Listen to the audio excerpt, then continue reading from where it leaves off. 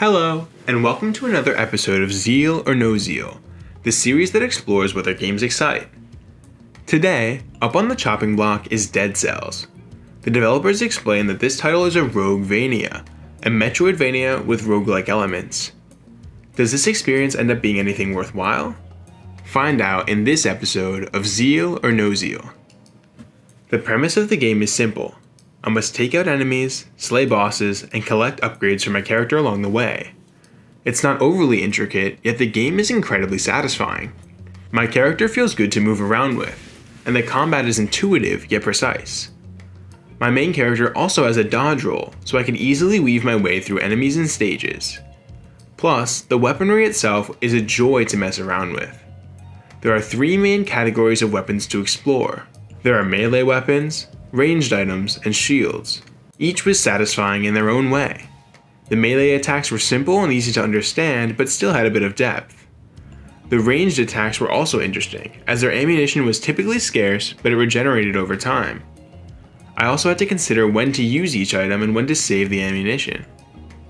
Finally, the shield had a parry mechanic which further enhanced my experience. While shielding was effective, landing a successful parry requires specific timing and is the only way to completely mitigate damage from an attack. It was a joy to learn and master the proper timing for each attack. The various combinations for my main character were also incredibly interesting, and I enjoyed seeing the different combinations of skills I could master. Despite enjoying all three weapon types, I could only equip two weapons at once. I always felt bad leaving something behind, but this was an important component of the game. In fact, this design decision made me enjoy Dead Cells more. The game constantly puts me in situations where I need to decide, and decide quickly. It made me make decisions that did not necessarily have an objective answer, and each one I made could potentially have a negative impact on the future. Despite this emotional turmoil I endured, this ended up being one of the most enjoyable parts of Dead Cells. There were multiple paths to take on any run, I had to decide which weapons to use, and I was often presented with optional challenges to increase my rewards. I enjoyed the variety, and I liked having to quickly decide which items were best as I rushed to get through each level quickly. The reason I constantly push myself to get through these levels so fast is that the game rewards quick completion. After each segment of a level, there were bonus doors that only open if certain conditions are met.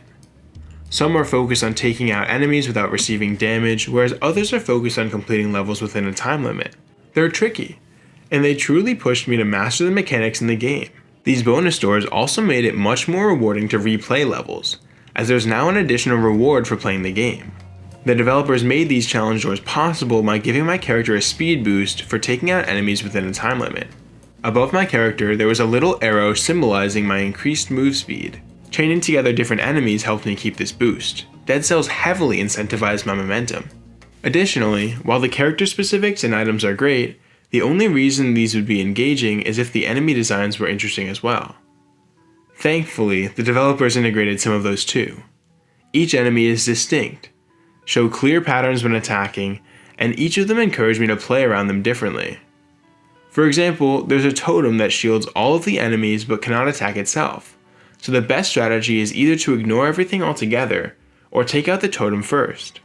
Overall, not all enemies were that unique though. I liked the enemy designs, but I often found myself mashing the attack button on enemies. To be honest, they often would not do anything about it, at least on the easiest difficulty.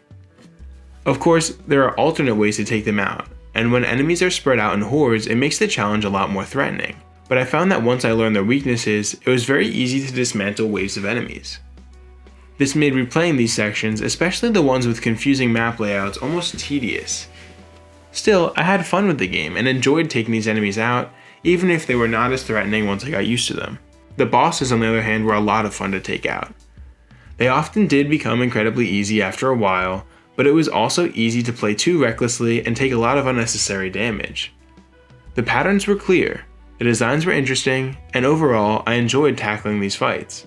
In addition to the core gameplay loop, Dead Cells features cells. Killing enemies or bosses rewarded my character with cells that could be used to unlock new items to be found on future runs or enhance my overall capabilities.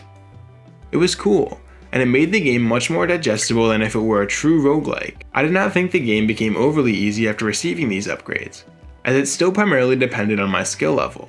Moreover, after completing the final boss, I can increase the difficulty of the game, so even after experiencing the game once, there's more content to explore.